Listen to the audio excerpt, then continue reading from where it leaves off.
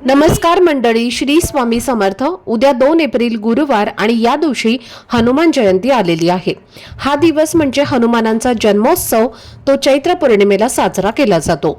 हनुमान हे शक्ती, बुद्धी आणि भक्तीचे प्रतीक मानले जातात, म्हणून हा दिवस खूप खास आणि पवित्र मानला जातो।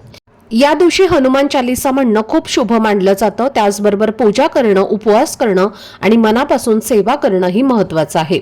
असं केल्याने हनुमानांची कृपा मिळते, जीवनातील संकट कमी होतात, नकारात्मक ऊर्जा दूर होते आणि मनाला शांतता मिळते।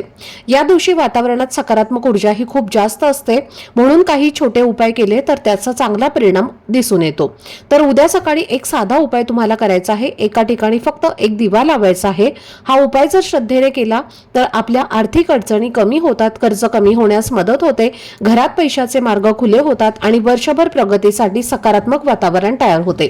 तसेच जीवनातील अडथळे आणि शत्रूंचा त्रास कमी होतो, कारण हनुमानांना संकटमोचक म्हटलं जातं। हा दिवा नेमका कुठे लावायचा, कसा लावायचा याबद्दलची संपूर्ण माहिती मी एका वेगळ्या व्हिडिओमध्ये दिलेली आहे।